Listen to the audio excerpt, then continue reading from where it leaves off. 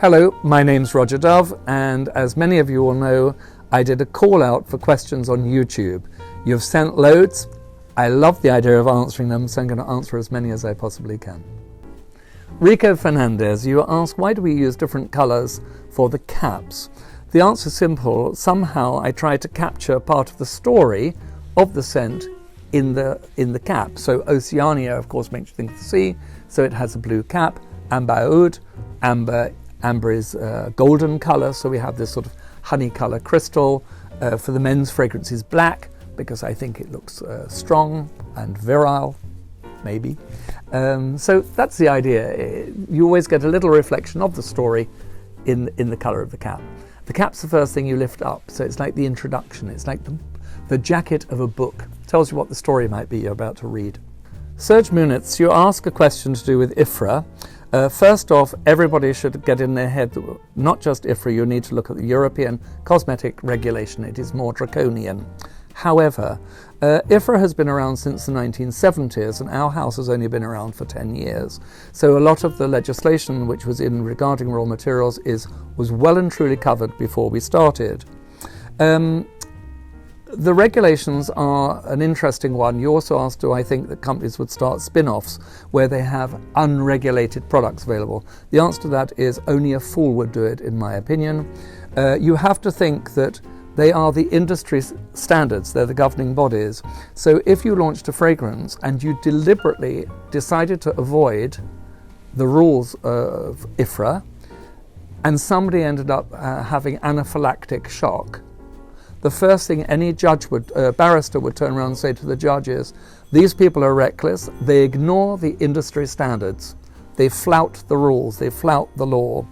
So whilst IFRA is in one way something I wish weren't there on some levels, it causes challenge and it makes you use your brain. You have to really stop and think and work very hard. So I think that it's very easy to put something out which is a poor imitation and just blame it on IFRA. But I think that there are a lot of houses that spend a lot of time really reworking formulas, trying to make them as good as the original, that somebody really wouldn't notice the difference. So I think that the thing with IFRA is more down to how houses approach what IFRA come up with their new guidelines. Of course, wouldn't it be a wonderful world if, like a chocolate bar, it could end up saying may contain nuts or traces of nuts, and then as adults we can make up our mind. Sadly, in our industry, that is not how it is. So IFRA is there, the European cosmetic regulation is there, and it's our job to work with it rather than to fight it. Dan Mann, you ask the question, when people start up with an interest in perfumery, they maybe go to what you might call mainstream things. Well, the reason for that is if you start anything, whatever it is you show an interest in, generally your knowledge is tiny because you're right at the beginning. So what things do you experiment with? The things you've heard of, the things you see, and therefore the things you know. If whatever that is catches your imagination, you will end up exploring it more. You can use this exactly the same comparison with alcohol. Lots of people, when they start drinking, start with alco pop, or they start with cider. They start with really unsophisticated drinks. If that's what you love, great. You maybe will stay with it for your lifetime.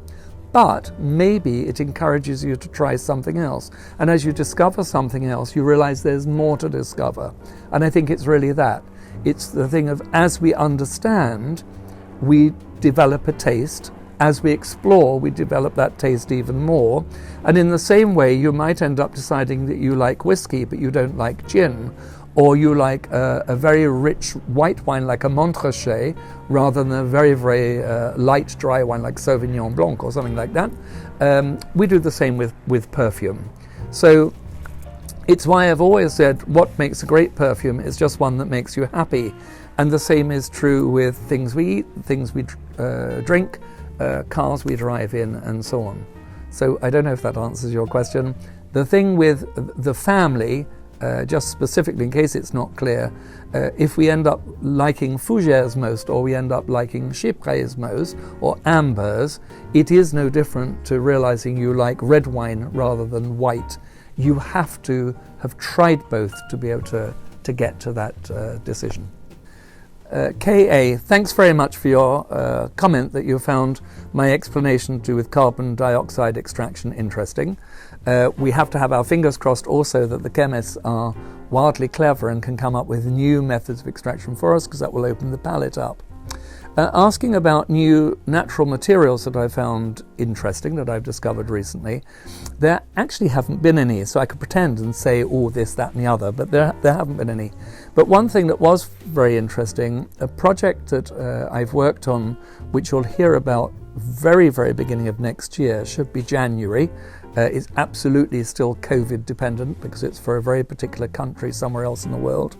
I came with the idea of a very, very particular raw material. It's a flower, which in fact does not exist as a natural raw material. So therefore there's the whole thing of being able to replicate it. And doing some research, I found a chemist had done an analytical breakdown of this particular flower. And so from it was possible to recreate the smell. So perfumery is always fascinating, because if nature doesn't give it to us, we have to work even harder to try to copy exactly what nature does give. And there's something else, a scent for men, which may be around the corner, who knows, where there's a very, very specific raw material that I wanted to use in the formula, but this raw material is in fact endangered, so it would be totally wrong to use it. So there's a case of trying to almost make sort of mini perfumes within the perfume to give the end effect. So who knows, let's cross our fingers that somebody discovers another new natural, or the chemists get a new method of extraction. But there are always new things to be done. Joey Kimball, you asked me what did I expect when I set out in this world of perfumery in my career, which is now over 4 decades long. I don't know that I set out to do anything really. The only thing that I would say that I definitely set out to do was to create a legacy for my family name, which is why I launched Roche Parfum. I hope that if people remember me, so therefore if I do have a legacy, it's that I have tried as hard as I can to help as many people as I can. I'm really thrilled that somebody who wrote to me, I managed to get a placement in one of the compounding houses next year, and I think he'll be a genius, and I hope that he ends up developing a great career in the industry. And I could cite so many things like that. The Fragrance Foundation UK, why I do the training for the industry, it's a payback. So it's a very, very difficult thing to sort of capture a lifetime's work in a short answer like this. I've always said that I'm really blessed that I've been able to do something I love. It's always shocked me that people seem interested in what I do, positively or negatively, but they have an interest in what I do, which is wonderful. And it's also a lovely thing to think that as a legacy, my name's sort of in the list, which is kind of quite a nice thing, and not everybody is privileged enough for that. So, but who knows what the next 10 or 20 years will bring too. So I love the fact that I've never had an idea of what I want as an end game. When people have ever asked me that, I've always said, I really don't know, because I don't know who I'll meet tomorrow. And I still go through my life with that thought in my head. Mohammed E.S., you ask a question about synthetic civet, synthetic musk, and how do they compare to the naturals. What I would say is most people have really not smelt these as naturals for years. Firmenich won the Nobel Prize in the 1920s for synthesizing them.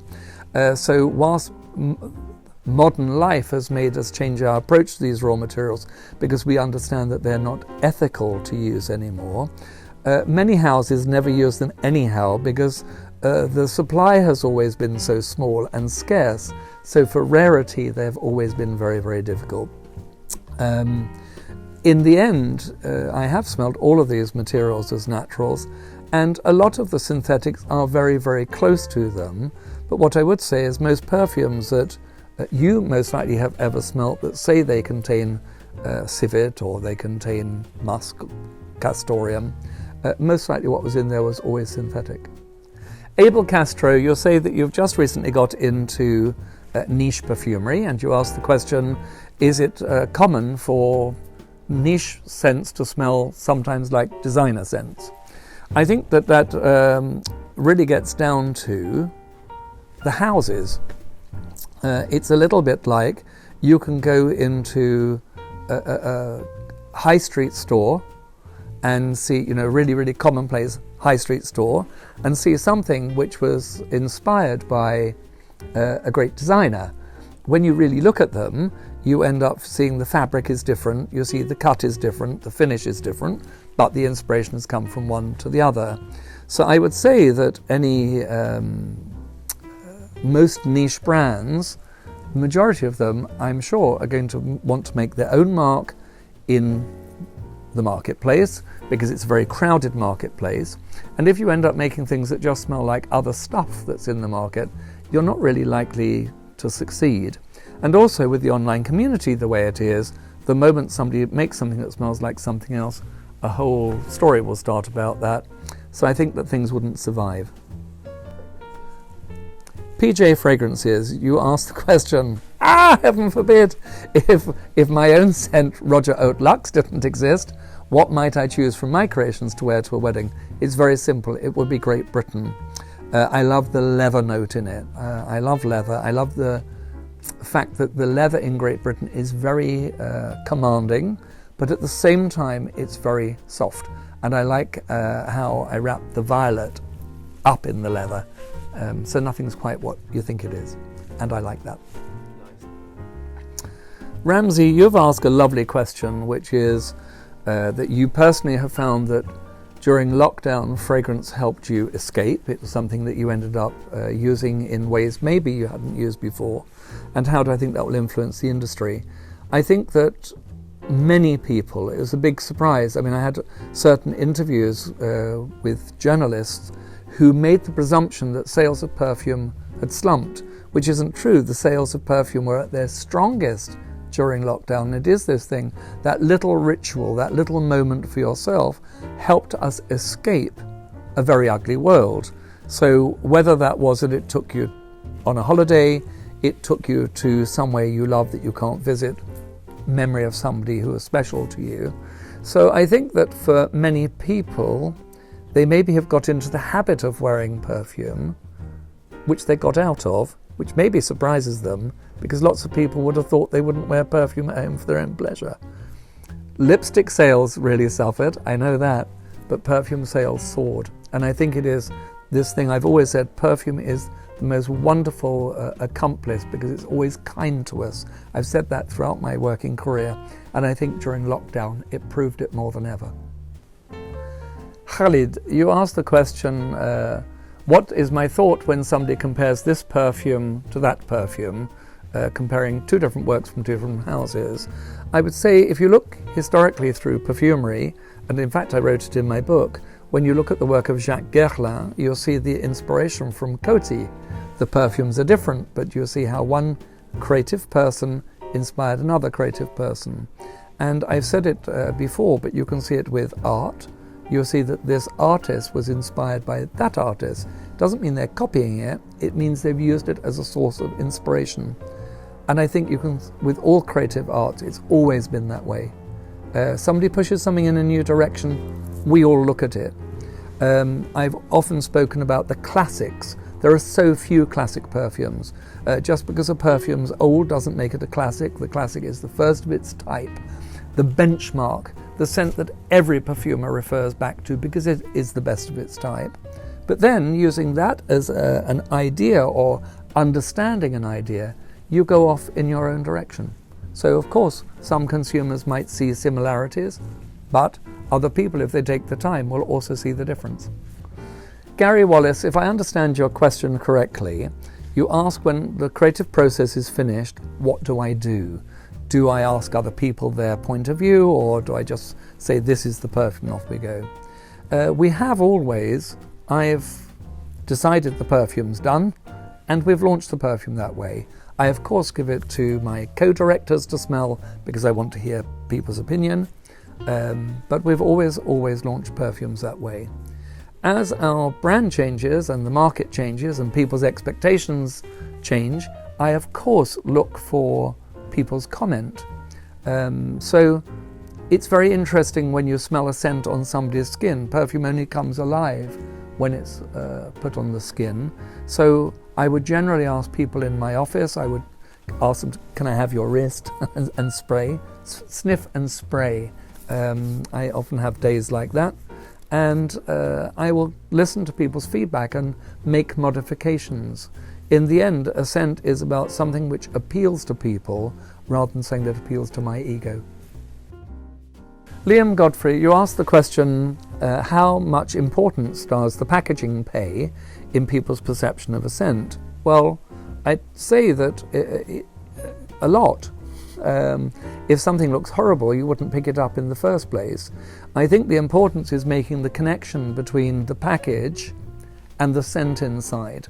And if they really, really sit together well, and therefore they make sense, then the packaging is, I've explained it this way before, it's almost like the jacket of a book. What makes you pick most books up is how the thing looks, something catches your eye. Whether you want to finish the book or will read another book by the same author is determined by whether you really like the smell. So the scent is the most important thing of all, because the scent is the thing that's going to make you come back and back and back and back. But the packaging is like being out in a club. It catches your eye. It allows the flirtation to begin. Yohir Foda, you ask, if I were to be inspired by ancient Egypt for the creation of scent, how would it smell? Well, it would have to have a blend around kaipi or kaifi, which is the oldest known fragrance formula without question. So it would have a lot of incense and woods.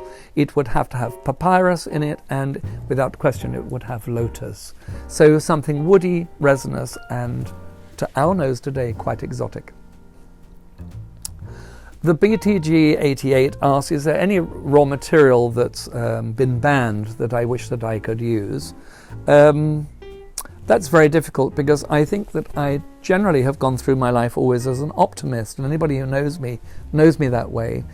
So I never dwell in the past and what I can't have, but always look to the future as to the wonders of what I am allowed to have. And I know that might sound as a cop-out to your answer, and it's really not meant as one. So no, not in particular. I am Love, you ask, can scent have the ability to alter our brain waves? Without question. One of the things I do when I'm trying to explain scent to people is I will give them rose to smell and then black pepper, and ask them to smell both with their eyes closed. When they smell black pepper, they will feel a very slight tingling on the front of the cheek because it stimulates the microcirculation. When they then smell rose, they feel that stops because rose is very, very calming. I'm sure if you look on the internet, you'll find there's been the most enormous amount of work done on it. Scent affects our mood, it affects our being, without any maybe. Cinnamon Girl asks, what would I recommend for anyone who's become anosmic post-COVID? I sadly caught COVID right at the beginning of the pandemic and lost my sense of smell. Luckily, within 2 to 3 weeks it started to come back, and within 4 weeks it was back fully. I know it affects people differently. So I think be patient is what I would suggest. If you can, smell raw materials that are very bright and light. The very, very dark materials, base materials, I think will be more difficult to smell. And don't end up smelling things that are, however, too bright. So I would start to smell some of the floral type scents rather than things that are very, very citrus, and anything which is very, very ambery, I'm sure will be more difficult for you to smell. I cross my fingers for you that your sense of smell comes back quickly. Just Add Light, thanks very much for your question. I always love seeing questions from you, so I hope I can answer this one well. You asked, do I think that we're going through a second renaissance, and with the number of small artisan brands, is it possible for these to really make their mark? I know you didn't quite say those words, but that's how I interpret your question. I believe without any maybe we're going through a second renaissance, depending on when you think the first one was, but I think that this is one of the great golden ages of perfumery. I think it's interesting when people talk about that which is niche, because a lot of the niche brands have now become the new mainstream. I think a lot of what were mainstream brands are finding it very, very difficult because they've not been able to adapt to the change in the global market. With regard the small, more artisanal or craft brands or individuals that are coming, I think that what's interesting is everybody has a place, and social media allows that because of the communication. I think that we will end up with more and more brands coming, and what will then happen is a big sift out, because things that aren't good, which you always get when there's an upsurge, things that aren't good enough will of course fall by the wayside. Anything that is good, particularly through the modern platforms of communication, i.e. through social media, they will always have their place, because the people that understand perfume will talk about them and make other people that love perfume smell them. So yes, I believe without any maybe, we are going through the golden age at this moment. Let's hope it ends up very shiny at the end. Star I8, you say that you feel that other people talk about their fragrances silage and no one ever compliments you on yours, and therefore are you using enough? I think that's not an easy question to answer, because it could be comparing styles. So as I don't know the sort of perfumes you wear, if you use something which is very light and fresh, it won't have a silage.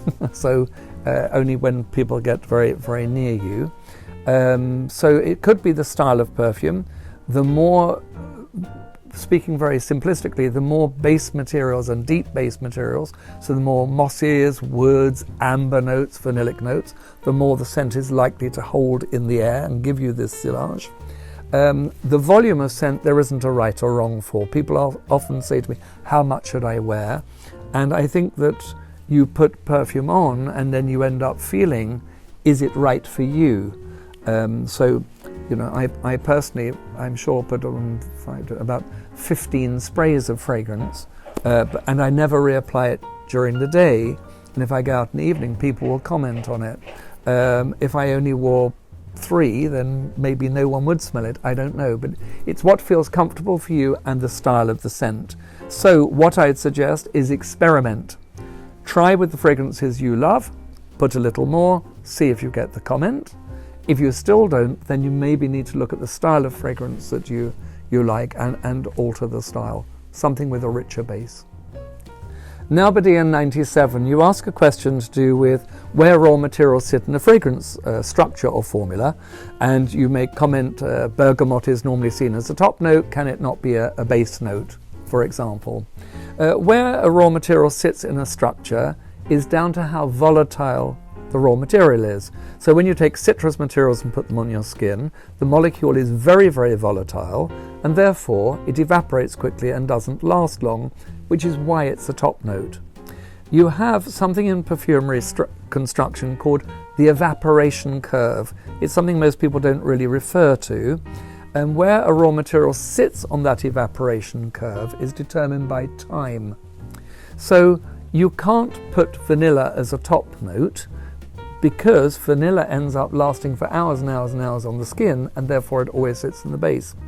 What you can do when you're working on a formula is you can put raw materials under another raw material, which give the impression that the raw material is higher up in the structure, if that makes sense. So if you, for example, have a note of rose, and you don't put much on the top by way of citrus materials or aromatics, and you put a lot under the rose, you give the feeling that the rose is, you greet the rose sooner than if you put a lot of aromatic notes and a lot of spices and a lot of citrus on the top. You get the feeling you push the rose down. I hope that makes sense. It is impossible to alter nature.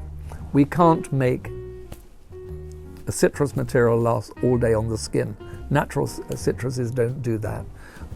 When you put an ambery note on your skin or a wood, you can't make them disappear within 15 seconds or 15 minutes. They will last for hours.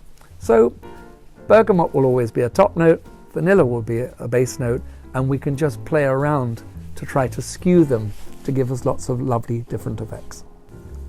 I'd like to thank you so much for sending your questions in. I hope that I've answered them well. I hope that you find the answers interesting. Some, of course, are factual, some are just my opinion, my point of view, which is what you're asking me for. I look forward to the next time, because I really find it fascinating to hear what fascinates you. Thank you so much for all of your support. Keep well, keep happy, and keep smelling wonderful.